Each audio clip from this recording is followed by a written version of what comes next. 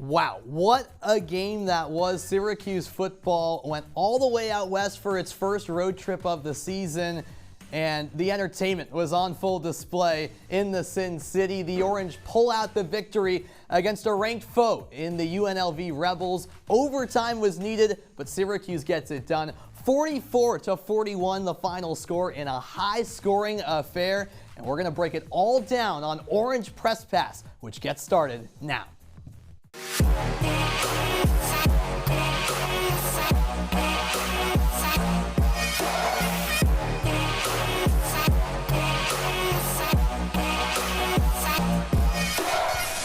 And a warm welcome into our CitrusTV studios for a late night edition of Orange Press Pass. I'm Sam Reis, pleased to be joined by Luke Burgess and Alex Remoll following a thrilling game, to say the least. Nail-biting, you could call it, but Syracuse gets the job done, 44-41 in OT. And guys, let's not waste any time. Your instant reactions to what was a roller coaster of a ride, Luke. Yeah, Sam, I want to just say that I think that right now for Syracuse, there's still some work to be done. Things need to continue to improve under Fran Brown. Yes, right now things look good. It's a great win. It's an exciting win. You win in overtime, of course, but at the end of the day, I'm just not quite happy with the final product that's on the field right now for Fran Brown and company. There's a lot of mistakes that need to be cleaned up and just a lot of things that need to continue to go right if Syracuse is going to continue winning, Alex. Yeah, it looked like week one out there. It's already game 5, week 6. It looked like things were slow to start up. This looks like a team coached by a coach who's never really been the head man at a college football program before. Things were unorganized. It should be like a happy result because this is the second ranked win of the season for SU. Of course, the loss to Stanford. But in the record department, things going well so far, but it just doesn't feel that way because it was so haphazard. So a lot of criticism from my analysts and Luke and Alex so far. It was a win after all for the Syracuse football team. Again, overtime was needed, but the Orange got it done. Now, you might be wondering, how did it all go down in the Sin City at the state-of-the-art Allegiant Stadium? Well, let's take you there across the country and show you the highlights. Again, this was a high-scoring game from the get-go, and the scoring got started just over 6 minutes in. McCord completes to LaQuinn Allen. This was the first of 4 total touchdowns for Allen in this game. And Syracuse had all of the momentum in the opening quarter. A deep pass complete to Aronde Gadsden. 39 yards. Gadsden's back, Luke. Well, I don't want to be too negative, Sam. And I know we talked about how there are issues to clean up. But one of the reasons why this is a bit of an issue in this win is because you had this 14-point lead early and you kind of blow it away later on. And it started to shift the momentum to UNLV side with that Jaden Thomas run to get them in the red zone. And then it was Kaleo Ballanguy with the touchdown reception. So that put the Rebels on the board, and they do more of the same when they got the ball back as well. Ricky White was a menace in this game. Some missed tackles from Syracuse. This was a story all night long, Alex. Yeah, Ricky White in multiple phases of the game was fantastic. Completely as advertised, made a Syracuse secondary that looked like a strength feel like a weakness. And you just saw there, Malik Williams did it himself, 14-14, and this is where the disaster would start on special teams. Jack Stonehouse pressured right away. The UNLV takes him down, and then 2 plays later, taking over in the red zone. The pass is complete to Casey Kane, the Rebels in front. Special teams were a disaster tonight, Sam. That's one of the things that you have no positives whatsoever on, and Syracuse just needs to clean things up going forward. You have 2 botched punts the week after you bench your starting kicker. Not a good look right now. Hey, at least Jaden O made his field goals. He made one to end the half and make it a 4-point game. And then early third quarter, Syracuse got going. There's Yassine Willis, the true freshman, taking Syracuse into the red zone. This time it's aired out. Oh my goodness, a risky pass, but it's complete nonetheless to LaQuinn Allen. Another touchdown for Allen. So Syracuse back in front. And look at this, it's an interception. The pressure on Williams pays off. Deuce Chestnut says, give me some of that with the pick. So Syracuse takes over deep into UNLV territory, and they would capitalize. A run down the sideline, taken into the end zone by Yassine Willis. So a 10-point game. All is going well for Syracuse, but UNLV said not so fast. Midway through the third quarter, they would start to move it downfield, take a chip shot field goal to make it a 7-point game. And then we go deep into the third quarter. Spin around throw, complete down the sideline. Aronde Gadsden on the receiving end. But Syracuse would end up punting, and oh my word, another block. And look at this. The ball pinballs all the way into the end zone, pounced on for an easy touchdown. This game's tied. Yeah, not a good look. You got to just be better at this point of the game. Really impressed, though. I want to go back quickly to Yassine Willis. Sure. The freshman looked so comfortable. His first game on the road on a big stage as well. But despite the good from Willis, there's an interception. It's a pick for UNLV. So the Rebels get the ball back, and they start to take advantage going the other way. There's Jaden Thomas with a 15-yard run up the middle. Haj Malik Williams this time says, I'm going to scramble. I've got speed as well. Down the sideline he goes, scampering towards the 10-yard line of Syracuse. And the Rebels would just keep plugging away. There's a touchdown strike. Malik Williams complete to Ricky White III for the touchdown. So Syracuse needed a response. Could they get it? There's a completion to the sideline. Jackson Meeks inside the 35. Look at the clock, about a minute left. LaQuint Allen, are you kidding me? He bounces off a tackle, trudges his way inside the 15, and Syracuse fired up. But the job not done. 3rd and goal. Quick release here. It's hauled in. What a catch. Jackson Meeks, the UGA transfer, gets it done. Then we go to overtime. 41-yard attempt on UNLV's possession is good.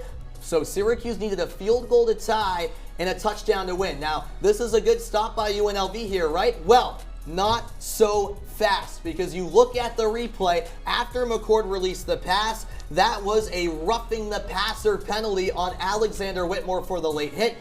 1st and goal from the 1. LaQuint Allen uses all his manpower to get across the goal line. Syracuse wins in epic fashion, the first Orange game to go to overtime in 3 years. Syracuse comes out on the winning end and beats a ranked opponent, guys. Yeah, the first time that this team has had 2 ranked wins in a season since 2001. That's before any of us were alive, I believe. So good stuff for the SU, and certainly in dramatic fashion as well. I just can't stop thinking about the penalty by Alexander Whitmore, because it looked like it was going to go to a second overtime. So a huge gaffe absolutely bails out the Orange. So that's why maybe not feeling so positive about this win. It was kind of given to the Orange. Well, penalties a theme throughout this game, and it was only fitting that it was a Whitmore penalty that set Syracuse up to win the game, and LaQuint Allen did just that. Well, we're pleased to now be joined by the man on the scene, and that is Adam Cohen, who is at Allegiant Stadium. Adam, great to be with you first and foremost, and I'm going to go right to that final play. I'm just wondering, on TV, it looked like there was a lot of orange in that crowd. How is the atmosphere there, and specifically, what was the reaction like inside that stadium when LaQuint Allen won the game with that touchdown run? Well, the atmosphere in here was electric the entire game. UNLV fans are some of the most ferocious I've ever seen. But Syracuse fans also got loud, and especially when LaQuint Allen muscled his way into the end zone, the entirety of the Orange family was screaming louder than they could. And in all seriousness, UNLV went completely silent. It was almost like all the air had collapsed out of a balloon. It was almost sad to see, but at the end of the day, Syracuse charged its way in there. Their fans were celebrating. UNLV had lost, so they didn't really have anything to celebrate, even though this game was an absolute classic. Adam, thanks so much for taking some time to join us tonight.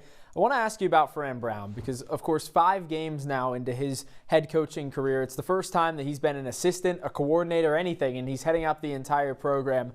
Your confidence level and what you've seen out of Fran Brown in terms of his mannerisms through the first 5 games of his career. I'm cautiously confident in Fran Brown, and I want to be completely honest here. He has earned the benefit of the doubt coaching Syracuse to 2 ranked wins, especially this ranked win, which was the first Syracuse ranked win on the road since 2010. He is a guy who has complete control of that locker room and knows how to rally his guys. Is the on-field management perfect? No, but I don't really think any coach in the NCAA is. Fran Brown is certainly learning on the fly, and I am cautiously confident in him that as the season goes on, he will continue chugging his way up that ladder to true confidence, knowing how to get his team to the win, and knowing how to use his team especially. I know tonight there were some areas of the game that were really just not that good, namely special teams, but throughout the course, he mentioned it in his press conference, he's going to learn how to coach special teams, he's going to learn how to coach the defense, the offense, and everything in between to get these guys to a win. Hey Adam, hope you're having a great time in Vegas. You're so money and you don't even know it. A big decision late at the end of the game by Fran Brown to go into overtime. Had a chance to punch in a 2-point conversion. It was right there, didn't do it. It ended up turning out fine. Were you surprised at all by that decision by Coach Brown? Not at all. I was not surprised at all, Alex. To be completely honest, if you look at this in terms of percentages, high probabilities, whatever math you want to do, we're journalism guys, so math isn't our strongest suit. But in all honesty, kicking that extra point is always the higher percentage plan. And this was between tying and going to overtime and giving the offense a chance to win it, or blowing it on that play and you go home with a deflating loss. And I think Fran Brown looked at it and said, I trust my team. I trust my defense to get a stop when they need it. I trust my offense to get into the end zone when we need it. So that was really what was going through his head, and it's all about probabilities when we're talking about surprises. I was not surprised by that play. It's the exact thing that I would have done. It infuriates me when college coaches, NFL coaches, they see the need to go for two. All you need to do is take the guaranteed point. It's like kicking a field goal when you're about 35 yards out. You want the guaranteed points, and that's what Fran Brown did. He wanted the guaranteed points. He took the guaranteed points because he knows that was going to get his team to a win.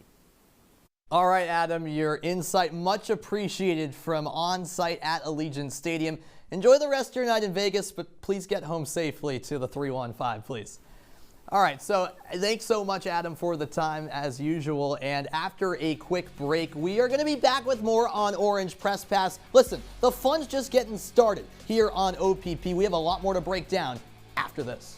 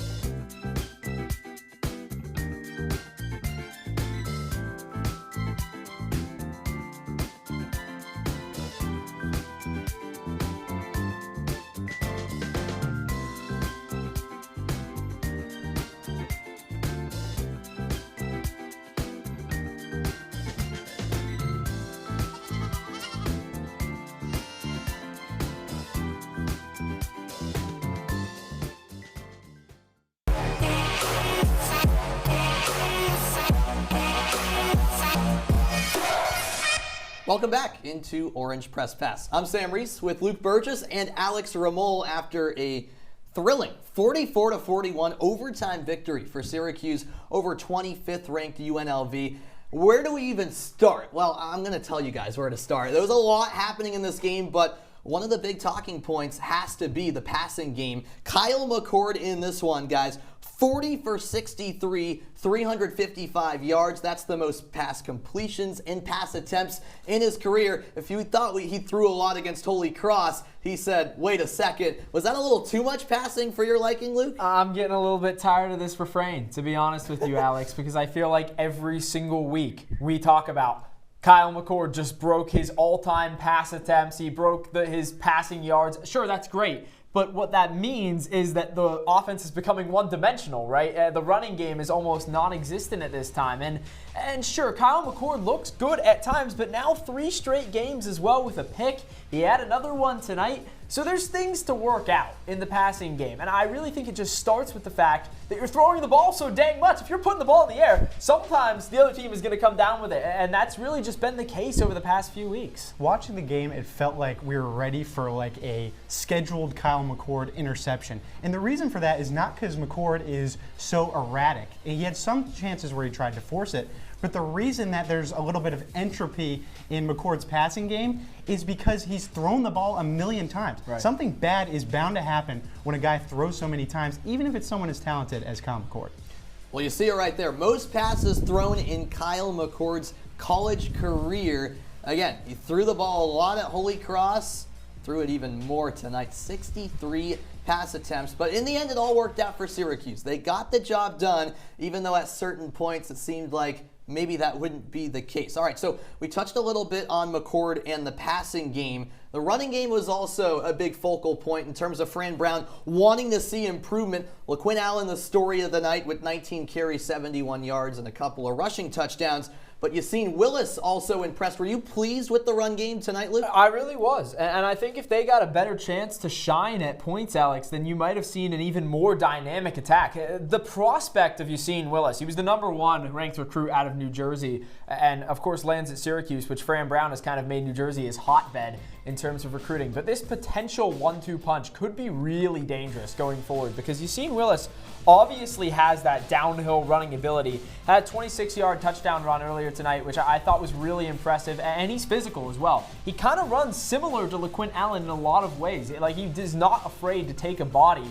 But yeah, LaQuinn Allen, I think he established his dominance in this game. And it's something that we've been searching for a little bit. So it's exciting to see him get it going on the ground. Yeah, I thought it was a great performance from LaQuinn, but I think some of the things about McCord plays back into the running game, because while there's so much passing, that means there's not a lot of rushing. And part of that is because Will Nixon has been hurt. But the real thing is that there's nothing after these two guys you see on screen. Allen and Willis, I think, are a great tandem because they really complement each other, a little bit of fire and ice. But there's nobody behind that. And I think maybe you could go back, hindsight's 20/20, but maybe Fran Brown should have grabbed another more experienced running back in the transfer portal, because everybody else is a freshman and not trusted in these situations. Well, you saw it right there on screen. Allen with 4 touchdowns, couple in the air, couple on the ground, a career high. Yassine Willis, the true freshman, also finding the end zone on a couple of occasions. So we were highlighting a strength of this team tonight. That was the run game. The special teams, not so fast. That was a big issue. I'll go to you first, Alex, because to be fair to Jaden O, he made all of his kicks. He did. The punting was where it was disastrous. Punting was an issue, and it's never something that you want to see be an issue, because a lot of it is simple blocks, planning out things that shouldn't really go wrong. There was a lot of pressure. It felt like a pass rush in a lot of ways, because Jack Stonehouse was all over the place. And to his credit, a couple of the times when he got rushed, you could see that one where he kind of made a little juke move, moving the ball out of the way. I thought he was going to get away with it and kick the ball out. But there was just no protection. You were seeing guys flying off the edge. Even the balls that were actually successfully punted, you had to like hold your breath as a Syracuse fan because there's so much pressure. The special teams right now is a mess for Syracuse, Alex. There's no other way to say it. To have 2 punts botched in one night, the week after you bench your starting kicker, is just disappointing. And to be honest with you, that was one of the things that I was excited about for Fran Brown, right? Because he comes in with the ability to kind of get these guys on this dart mentality. That's what we've heard all about, disciplined and accountable. Right now, the special teams is anything but disciplined. How do you let a wide receiver run right down the middle and block a punt? It's just not acceptable, and it's something that I thought maybe would get phased out with the Dino era. But right now, it just hasn't been the case, and it is disappointing. I think that you want better, because Stonehouse is a good punter, but you have to give him opportunities to succeed, right? If you don't do that, then I don't think you're getting anywhere fast. All right, well, I'm now here at the wall to tell you who my player of the game is for Syracuse, and it's an easy choice, ladies and gentlemen. That would be running back LaQuinn Allen. He had 19 carries in this game for a couple of scores, and he also had 9 total receptions as well. You see that being one of them as he takes it into the end zone for the score. So a true threat out of the backfield as well. This was LaQuinn Allen at his best, and then on that final play of the game as well, just using his pure strength to get into the end zone and over the goal line. This was LaQuinn Allen's night, and he owned the moment with a career high 4 touchdowns. LaQuinn Allen, you are undoubtedly the player of the game. All right, we're up against a quick break, but worry not. We're coming up in a moment because we're going to bet on the orange and play a little game of stay or hit. You won't want to miss it. Stick around.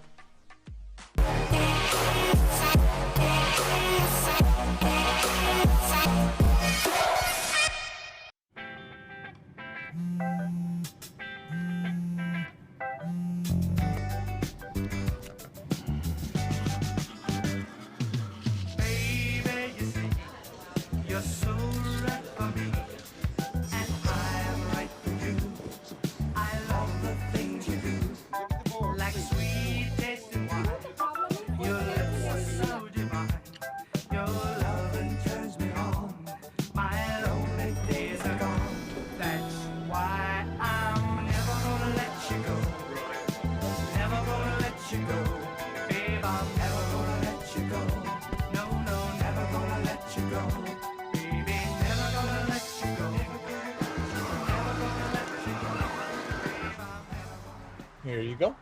Thank you. Thank you.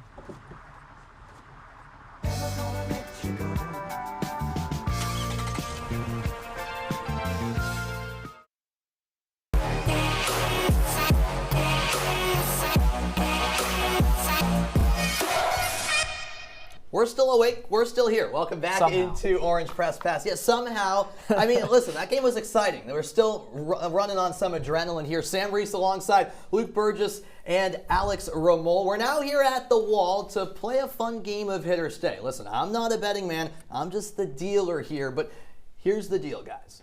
Hit or stay. It's a game where you're either gonna stay when I bring up a topic. If you're content with how things played out, you think they're in a good spot, you'll go with stay. If you go with hit, that means you're taking a risk. You want to see something a little bit different. So we'll start off with the defense. Some struggles to tackle in this game at times. Are you going to hit or stay on the Syracuse defense, Luke? Right. Well, the principle of this game, Alex, right, is based off blackjack. And in blackjack, if you go over 21, then you bust. That's not good. And so with the Syracuse defense, I'm going to stay. That's not because I'm happy with the way that things played out tonight. That's because I'm worried. If things change, they might get worse before they get better. And right now, I don't think they can afford to get worse. You give up 41 points to UNLV, who's playing with a backup quarterback. And I know that Malik Williams is good, but he's not as good as Matthew Sluka, and imagine what this offense could have done if Sluka was in there tonight. The defense needs work. It's a mess right now. Matt Sluka, a great player. I think he would have caused great problems to the Syracuse defense. I'm on the same page with you. I don't think that this is where the defense should be, but I got to hit because something has to change. It's whether guys getting more reps, younger guys like King Joseph Edwards really stood out against Holy Cross. Something has to change. This is not going to fly in ACC play.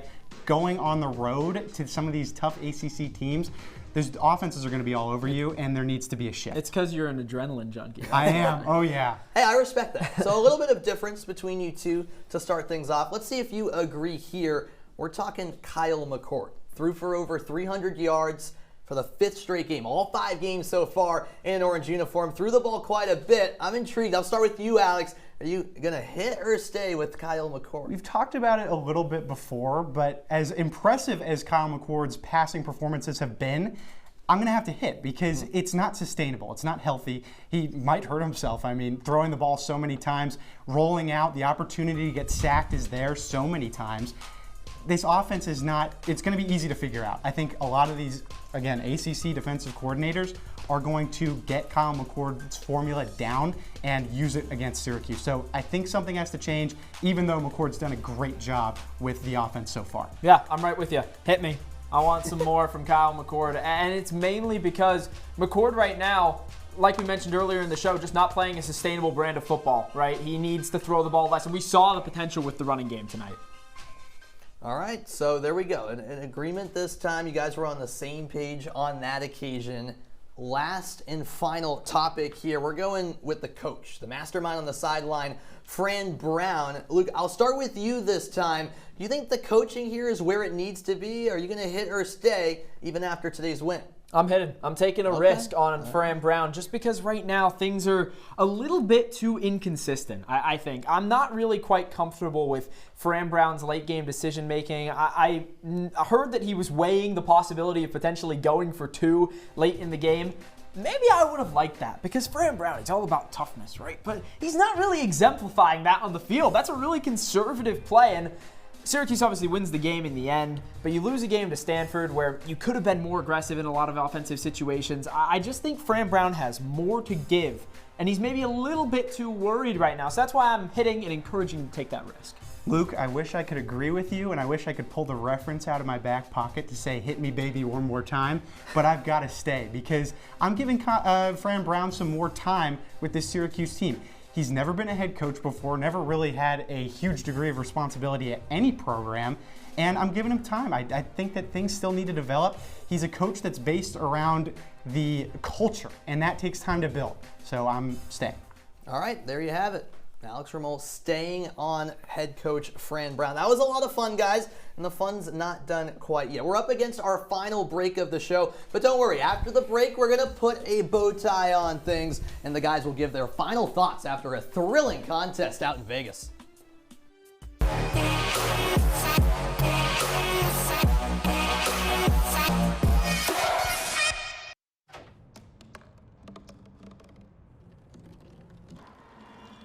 Everybody has a dream.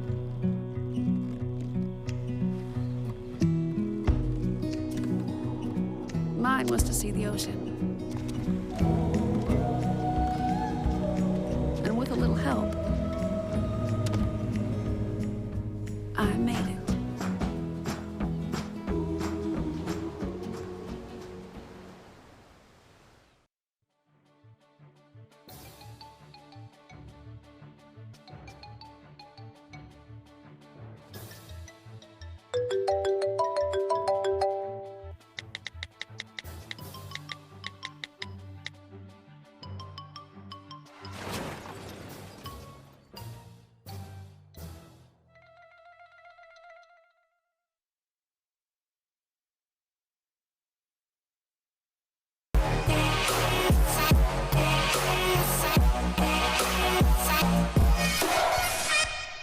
Welcome back into Orange Press Pass. We're still with you. Sam Reis, Luke Burgess, Alex Remoll, getting to the final minutes of this show, recapping Syracuse's overtime victory against UNLV, and we've talked all about that game. But the good thing about this being a Friday night game is that there's still a whole weekend college football slate on tap. So let's take a little look around the rest of the NCAA slate tomorrow. What matchup stands out for you the most, Luke? I think that Michigan-Washington national championship rematch, right? The fact that we're not talking about that game more is kind of crazy, just a year removed. Of course, you know, Michigan working with a new coaching staff. Washington loses Michael Penix. So it is different teams, but in the same sense. I mean, that's got to be a game that's got some people excited, and now a Big Ten conference matchup. Well, Luke, I disagree with you again. I think that we're not talking about that game because Washington and Michigan aren't very fun to watch. They're not very good teams anymore, not like they were last year. My eye turns to the SEC and Ole Miss, South Carolina. Now, listen, I come from a family of Gamecocks, a little bit of bias, but this is a big game. Ole Miss coming off a devastating loss to Kentucky. South Carolina should be undefeated, and I think that'll be a great game at Williams-Brice. All right, so it's a fun slate ahead tomorrow in the world of college football. But let's look ahead to next weekend when Syracuse is back in action. The Orange traveling down to take on NC State. The road trip continues. That'll be another primetime matchup. 8 p.m. kickoff. It's another late OPP, but make sure to tune in. That'll be a 1 a.m. show next Saturday. That's when the Orange are back in action against the Wolfpack. All right. We've unraveled a lot on this show, but I'm going to have you guys sum up all of your thoughts as we put a wrap on things here on Orange Press Pass. Luke, your final thoughts after this roller coaster type of game where Syracuse came out on top eventually. Yeah, certainly. Alex, my final thought is that there's still a lot of work to be done for this Syracuse team, right? You need to sort out some of these details. The special teams, sloppy. The defense, a lot to be desired. Kyle McCourty's throwing the ball way too much. So there's just more work on the practice field. I know Fran Brown loves to talk about the practice field. So let's get back to it and let's start working. Now, it's been a bit of a negative show, especially after a win, just because it was a little dicey. But that's how these games are going to go on the road. Tough opponents, this time a ranked foe, maybe a team that was not expected to be ranked, but and a team with a quarterback that was basically unknown unless you're watching Campbell football over in North Carolina. Love the Camels, but I don't think too much of the country was aware of Hajj Malik Williams' game. But I think the Orange need to keep that road dog mentality. The month of October, it's pretty much all on the road. There's going to be some tough games against some division rivals, or conference rivals rather. It's always going to be tough. So bottle this and take it into the next games and end the month positively.